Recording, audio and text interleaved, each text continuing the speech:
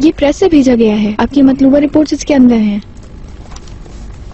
ये क्या है? मुझे नहीं मालूम सर, अखबार वालों की तरफ से मिस्टर चनार के लिए आया है। लाओ ये मुझे दो। आप जा सकती हैं।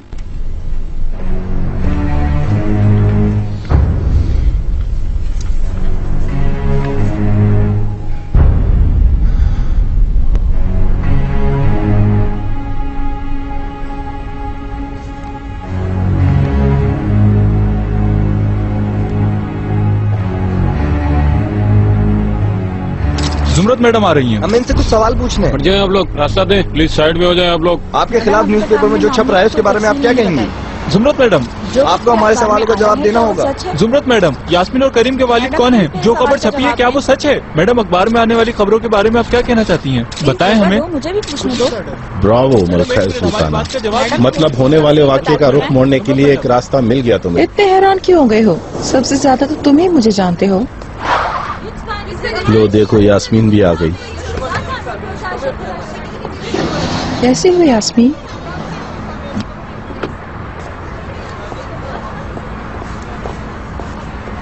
यास्मीन, यास्मीन,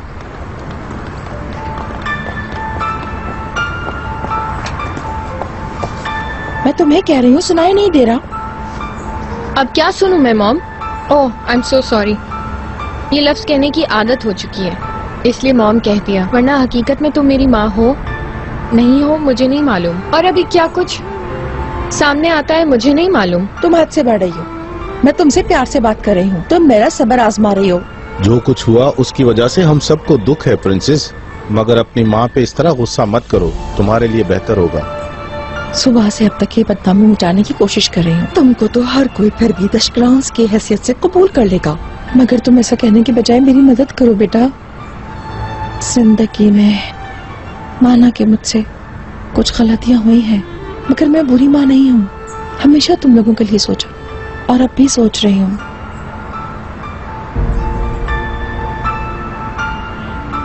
आपके मुंह से निकलने वाले किसी भी लफ्ज का मुझे यकीन नहीं है, समझिए आप?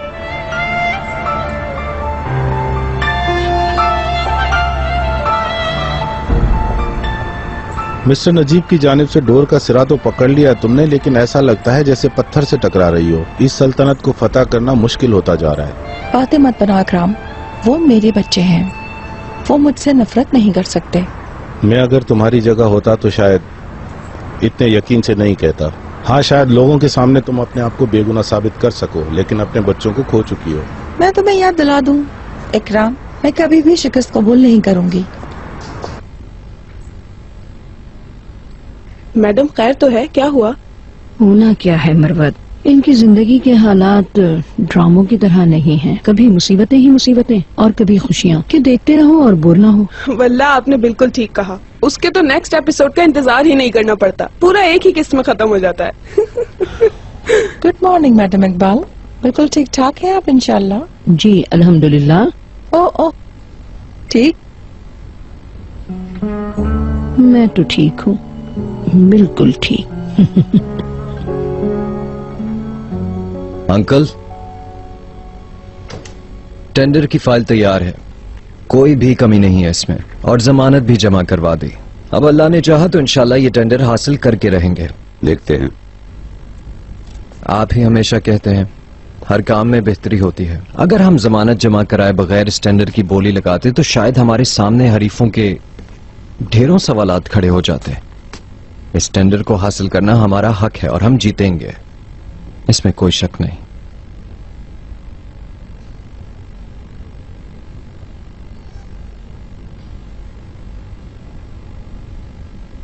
अंकल,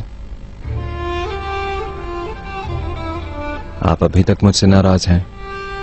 नहीं बेटा, बरादरी में नाराजगियां नहीं होती। जी मुझे मालूम है, मैंने महसूस कर लिया। मैं यही सोच रहा था कि किसी के गुनाहों में मुदाखलत नहीं करनी चाहिए, ये आपने ही मुझे सिखाया है। मैंने हमेशा अपने लिए आप ही की जात को आइडियल बनाया, लेकिन अफसोस कि मैंने आपका दिल तोड़ा। इस बात को लेकर तुम इतने परेशान ना हो। इसके बाद मैं और ज्यादा मोहतात हो जाऊंगा, माफी चाहता हूँ। कोई बात नहीं बेटा, फाइल तैयार है, जब वक्त हो तो देख लीजिएगा।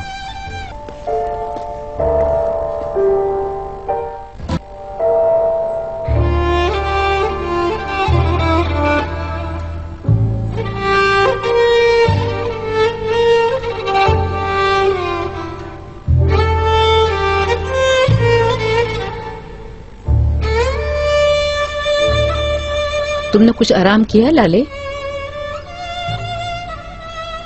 बाबा के साथ दुख सुख की बातें कर रही हो? हाँ मेरी प्यारी दादी जान, काश मैं आपके सवालात के जवाब दे पाती। यास्मीन आ गई है। लाले तुम्हारी जरा सी जान है, इतनी जल्दबाजी क्यों कर रही हो? फिर मिलेंगे दादी जान। लड़की को जरा बराबर भी परवाह नहीं है जो कुछ भी हुआ उसकी। निशान ताश में घूम फिर रही थी आज। बेचारी को ये तक मालूम नहीं है कि आखिर उसका बाप है कौन। अंदर आ जाओ। हाँ आओ आओ, तुम भी आके देख लो।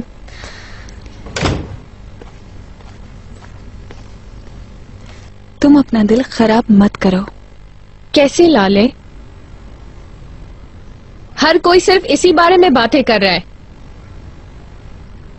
इंसानों के चेहरों की तरफ भी मैं नहीं देख पा रही हूँ। दूसरे क्या सोचते हैं ये सब छोड़ो, अहम ये है कि तुम्हारे दिल में क्या है वो समझो। मेरे अंदर, मेरे बाहर अजीब सा गुस्सा भरा हुआ है। मेरा सिर्फ दिल चाहता है कि मैं मॉम का गला ही घोट दूं। पुरसुकून हो जाओ प्लीज, रिलैक्स।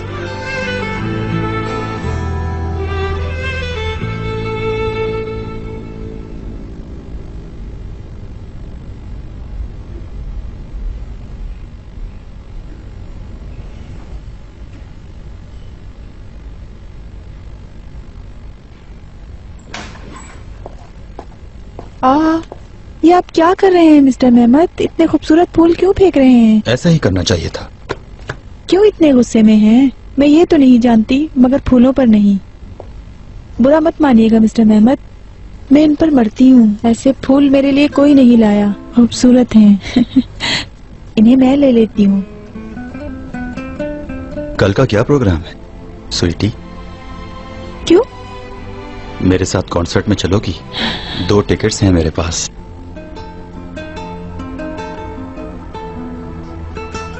किसका कॉन्सर्ट है? चलोगी तो देख लेना। ठीक है। ठीक है। ये मैगजीन वाले बहुत ही होशियार होते हैं, इन्हें गार्डन तक भी अंदर आने की इजाजत मत देना तुम। जी ठीक है सर। और हवेली के इर्द गिर्द नजर रखना। Okay sir. कैसे हो मेरे शेर?